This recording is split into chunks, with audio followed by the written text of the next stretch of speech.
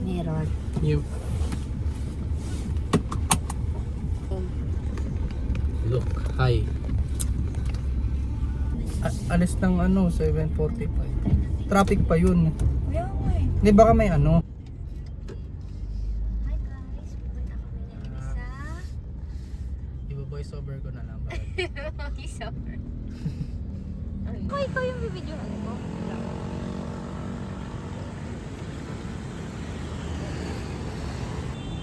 Wow, ganda.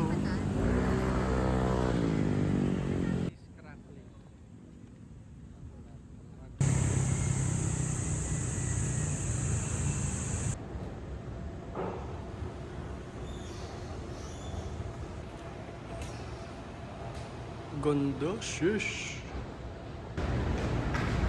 Ganda dito.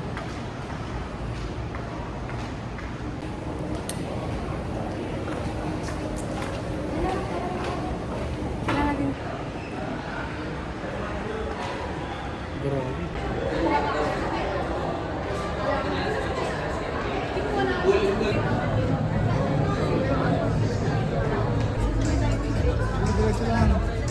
Diretso lang. Yan.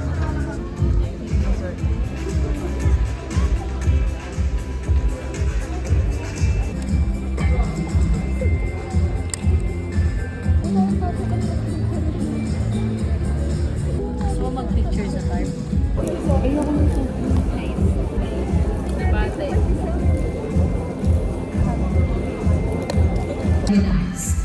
Of course, your cooperation will be much appreciated. Follow instructions. Time is of the Our successful scholar alumnus. Yung service obligation ninyo. Kayo ba ay dapat na magtrabaho sa government dahil Mag-video ako dito. Lagyan ko to sa channel ko. Sumabit ko.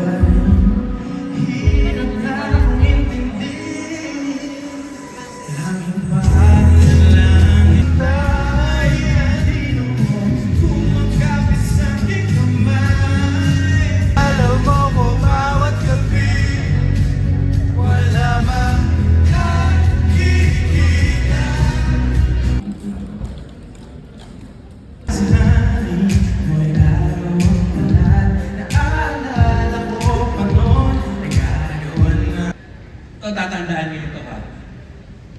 The reward for good work is more work. The reward for good work is more work. Is that exploitation? If you're going to look at another angle about it, then you can say that they're trusting you more than anybody in the company. Is that exploitation? No. It's honing your capacities. Nakaka-deliver ka, ikaw yung nagiging go-to guy ng kumpanya, then how would that be exploitative? But nasa sayo naman yan kung kailan mo sasabihin, sandali po, ayoko na, tama na. Okay? Pero if you're going to harness the learnings of that experience, then nasa iyo ang advantage. Then oras na umalis ka sa isang kumpanya, dala mo yan, kamay mo yan, and no one can take that away from you. Kasi kung sasabihin ko sa inyo, try to pursue that high-paying job, Best. pero hindi mo... Picture pa namin yung nagka-after. Okay, next table tayo. Table pa to, university.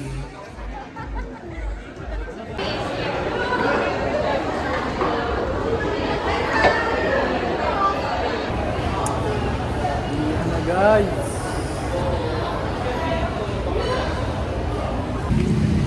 Maulan.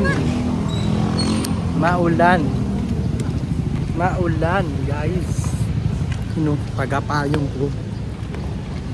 Angas ko.